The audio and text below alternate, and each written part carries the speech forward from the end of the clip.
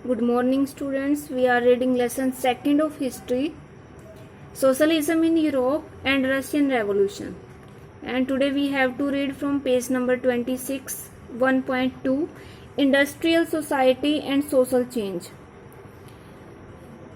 Industrial society यानी कि औद्योगिक समाज और सामाजिक बदलाव। अब एक ऐसा टाइम शुरू हुआ जब सोसाइटी में इंडस्ट्रियलाइजेशन शुरू हो गया, औद्योगिकरण शुरू हो गया और उद्योगों के कारण बहुत सारे लोगों को रोजगार मिला। तो एक सामाजिक जो बदलाव था वो आया। These political trends were sign of a new time.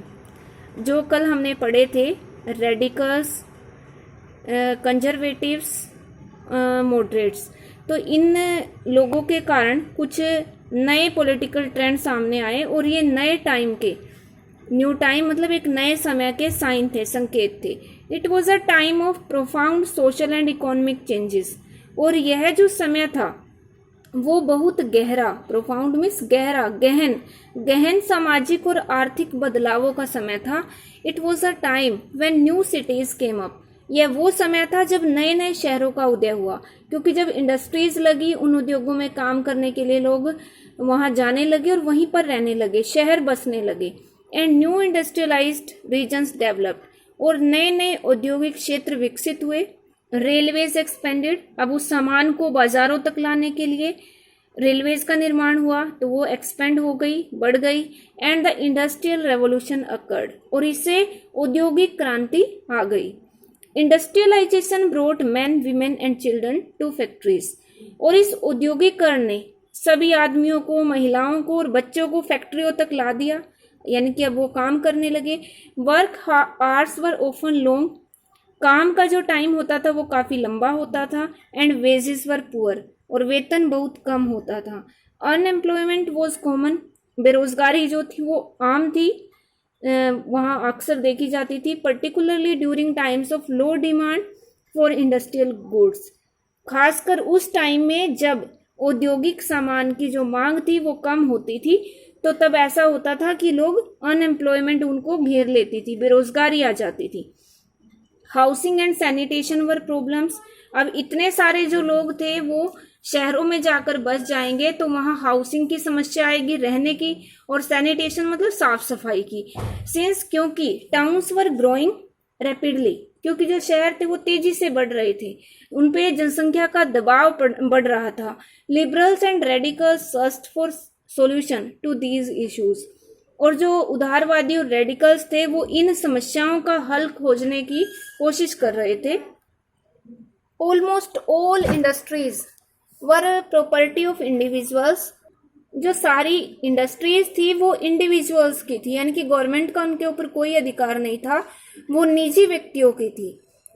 Liberals and radicals themselves were often property owners and employers, जो उदारवादी और रेडिकल थे वो प्रॉपर्टी के मालिक होते थे और उनके पास बहुत सारे एम्प्लॉयर्स होते थे, कर्मचारी या काम करने वाले मजदूर होते थे। Having made their wealth through trade और इंडस्ट्रियल वेंचर्स, अपना जो उनका जो धन संपत्ति थी वो उन्होंने या तो व्यापार के माध्यम से कमाई थी या फिर इंडस्ट्रियल वेंचर, औद्योगिक व्यवसाय के माध्यम से। दे फेल्ट, तो ऐसा करके वो ये महसूस करते थे, सच एफर्ट शुड बी एनकरेज्ड, कि ऐसे प्रयास को बढ़ावा देना चाहिए, यानी कि सरकार को इंडस्ट्रीज को बढ़ावा देना चाहिए। That it's benefits would be achieved, इसके जो लाभ हैं वो भी मिलेंगे। If the work force in the economy was healthy, अगर काम करने वाले जो मजदूर हैं वो अर्थव्यवस्था में हेल्दी होंगे, स्वस्थ होंगे। एंड सिटीजन्स वर एजुकेटेड, और जो नागरिक हैं देश के वो पढ़े लिखे होंगे, उनका ये मानना था। Oppose to the privileges the old aristocracy had by birth, जो पुराने सम्राट वर्ग के लोग थे, उच्च वर्ग के लोग थे, उनके पास जो जन्म से, बाय बर्थ मतलब जन्म से ही जो सुविधाएं थी उनके वो खिलाफ थे। They firmly believed in the value of individual effort, उन्होंने इसके अलावा जो व्यक्तिगत प्रयास था उसके मूल्य में वो भरोसा करते थे। लेबर एंड एंटरप्राइज, और जो मेहनत है, यानी कि इंडिविजुअल एफर्ट, व्यक्तिगत प्रयास, लेबर मेहनत, और एंटरप्राइज भी एक तरह से उद्यमशीलता को या मेहनत को ही कहते हैं, तो वो इनमें बिलीव करते थे। If freedom of individual was ensured, अगर व्यक्तियों की जो स्वतंत्रता है उसको सुनिश्चित किया जाए, पक्का किया जाए। If the poor could labour, अगर गरीब को मजदूरी दी जाए या उसको काम दिया जाए।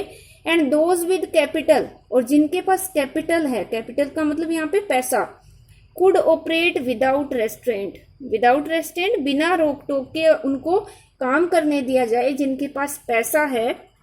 They believed that societies would develop, तो उनका विश्वास था कि समाज जो है वो विकसित होगा।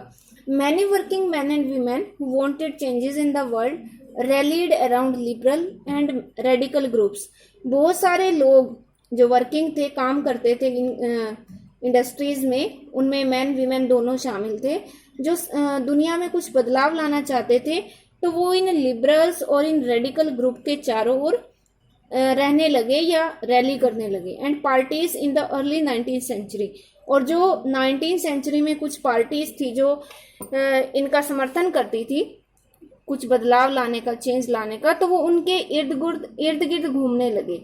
सम nationalist, liberals and radicals wanted revolutions to put an end to the kind of governments established in Europe in 1815, और कुछ राष्ट्रीयवादी, लिबरल्स और रेडिकल्स रिवोल्यूशंस चाहते थे, क्रांतियां करना चाहते थे, टू पुट एन एंड, अंत करने के लिए, to the kind of governments, जिस प्रकार की सरकारें एस्टेब्लिश थी यूरोप में 1815 में, जो भी सरकारें मौजूद थी उनको क्रांति के द्वारा खत्म करना चाहते थे। In France, Italy, Germany and Russia they became revolutionaries and work to overthrow existing monarchs. Russia में, इटली में, फ्रांस और जर्मनी में ये लोग जो थे, जो राष्ट्रवादी लिबरल रेडिकल थे, वो रिवोल्यूशनरीज बन गए, क्रांतिकारी बन गए, और उन्होंने वहां मौजूद जो सम्राट थे उनको ओवरथ्रो करने के लिए काम किया, उनको गद्दी से उतारने के लिए काम किया। Nationalist talked of revolutions that would create Nations, जो राष्ट्रीयवादी लोग थे वो क्रांतियों की बात करते थे, जो एक ऐसे दैट वुड क्रिएट नेशंस, जो ऐसे राष्ट्रों का निर्माण करेगा, where all citizens would have equal rights, जहां पे सभी नागरिकों के पास समान अधिकार होंगे। After 1815 Giuseppe Mazzini in an Italian nationalist conspired with others to achieve this in Italy. Italy में ये सब हासिल करने के लिए 1815 के बाद गैसेपे मैजिनी जो थे वो एक इटली के नेशनलिस्ट थे, राष्ट्रीयवादी। उन्होंने कंस्पायर का मतलब षड्यंत्र रचना, साजिश करना, उन्होंने एक साजिश की थी दूसरे लोगों के साथ मिलकर इटली में ये सब करने के लिए, यानी कि वहां के शासक को गद्दी से उतारने के लिए। Nationalist elsewhere including India read his writings, और भारत में भी उस टाइम अंग्रेजों के विरुद्ध बहुत सारी ऐसे भावनाएं थी लोगों के मन में कि वो उनको यहाँ से भेजना चाहते थे। तो इंडिया में भी जो नेशनलिस्ट थे उन्होंने इन नेशनलिस्ट की बातों को पढ़ा, रीड हिज राइटिंग्स, जो मैजिनी की जो राइटिंग्स थी, लेख थे, वो भी उनको पढ़ते थे इंडिया में भी जो नेशनलिस्ट थे।